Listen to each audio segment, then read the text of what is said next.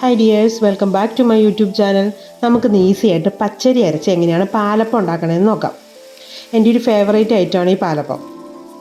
അപ്പോൾ നമുക്കതിന് ആവശ്യമായിട്ടുള്ള അരിയൊക്കെ നോക്കിയാൽ എന്തോരം വന്ന് ഞാൻ ആദ്യമേ പറഞ്ഞു പച്ചരി യൂസ് ചെയ്താണ് നമ്മൾ ഇന്ന് പാലപ്പം ഉണ്ടാക്കണമെന്ന്. അപ്പോൾ ഞാൻ അതിന് എടുക്കുന്നത് 2 കപ്പ് പച്ചരിയാണ്. 2 കപ്പ് പച്ചരി നന്നായിട്ട് 2 അല്ലെങ്കിൽ 3 വട്ടം നന്നായിട്ട് കഴുകി അതിന് കുതിരാനായിട്ട് മാറ്റി വയ്ക്കണം. ഞാൻ പറയുന്ന അളവിന് നമുക്കൊരു 13 അല്ലെങ്കിൽ 15 അപ്പം മാക്സിമം കിട്ടും. ഞാൻ പറയുന്ന അളവിൽ ചോറും മറ്റേ പച്ചരിയാണ് എടുക്കുന്നതെങ്കിൽ നമുക്കൊരു 13 അല്ലെങ്കിൽ 15 അപ്പം കിട്ടുന്നതാണ്. നമ്മൾ 2 പേരുള്ളൊരു കുടുംബത്തിലൊക്കെ ആണെങ്കിൽ 2 ദിവസത്തെ ബ്രേക്ക്ഫാസ്റ്റിനായിട്ട് നമുക്ക് ഈ ഒരു അളവിൽ എടുത്താൽ മതിയാകും.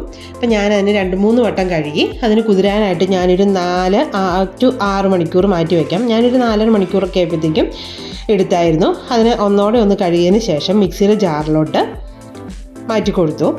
നമ്മുടെ ഈ പച്ചരിക്ക് ഇനി അടുത്തത് വേണ്ടത് അരിയാണ്. നമ്മുടെ അരിയല്ല, ചോറാണ് വേണ്ടത്. 2 കപ്പ് പച്ചരിക്ക് 1 കപ്പ് ചോറാണ് വേണ്ടത്. കണ്ടോ, ഞാൻ നന്നായിട്ട് ഇങ്ങനെ വടിച്ചെടുത്താണ് ചോറിട്ടേക്കണത് കേട്ടോ. ഇനി ഇതിൻ്റെ അകത്തേക്ക് വേണ്ടത് നമുക്ക് തേങ്ങാപ്പാലാണ്. നമ്മുടെ ആൽഡിയിൽ നിന്നും ടെസ്കോയിൽ നിന്നൊക്കെ തേങ്ങാപ്പാൽ ബോട്ടിൽ വാങ്ങിക്കാൻ കിട്ടും.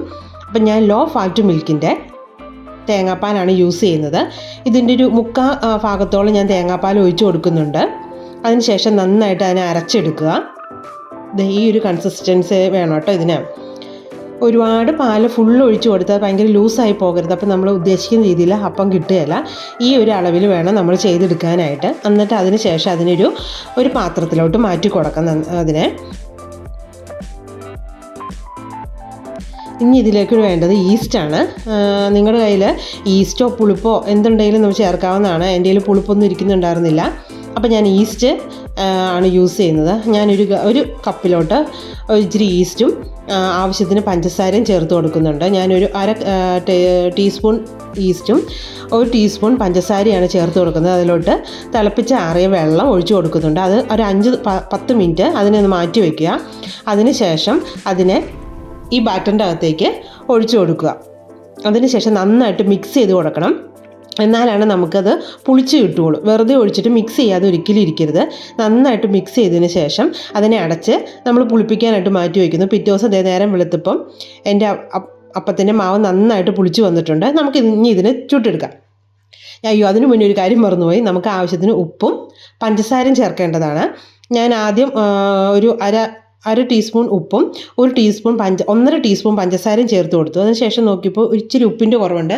ഞാൻ അപ്പം ഇച്ചിരിയോട് ഉപ്പ് ചേർത്ത് കൊടുത്ത് നന്നായിട്ട് മിക്സ് ചെയ്തതിന് ശേഷം ഞാൻ ഇങ്ങനത്തെ ഒരു തവി യൂസ് ചെയ്താണ് എപ്പോഴും അപ്പം ചുട്ടെടുക്കാറ്. ഇതാണ് എൻ്റെ ഒരു അളവ്. ഞാൻ ടേസ്റ്റ് ചെയ്തൊക്കെ ആവശ്യത്തിന് ഉപ്പൊക്കെ ഉണ്ട്. ഞാൻ എപ്പോഴും പാലപ്പം ചുടുമ്പോൾ ഇത്തിരി പഞ്ചസാരയും കൂടെ ചേർത്ത് കൊടുക്കാറുണ്ട്. അതെനിക്ക് ആ ഒരു ടേസ്റ്റ് ഇഷ്ടമാണ്. അതിനുശേഷം പാലപ്പത്തിന് ചട്ടി ചൂടാക്കാൻ വേണ്ടി വെച്ചു. ഞാൻ ചൂടായോ എന്ന് അറിയാൻ വേണ്ടിയിട്ട് എപ്പോഴും ഇത്തിരി വെള്ളം ഒന്ന് തളിച്ചു കൊടുക്കാറുണ്ട്. അപ്പം ആ ഒരു സൗണ്ട് കേൾക്കൂലേ, ആ സൗണ്ട് കേൾക്കുമ്പോൾ മനസ്സിലാവും നമ്മുടെ പാലപ്പത്തിൻ്റെ ചട്ടി ചൂടായിട്ടുണ്ടെന്ന്. അതിനുശേഷം ഞാൻ പറഞ്ഞ എൻ്റെ നമ്മുടെ കുടുംബം തവി എടുത്ത് അതിന് കറക്റ്റ് ഇത് ഒഴിച്ചു കൊടുക്കുക. ഒരു തവി ഒഴിച്ചു കൊടുക്കുക.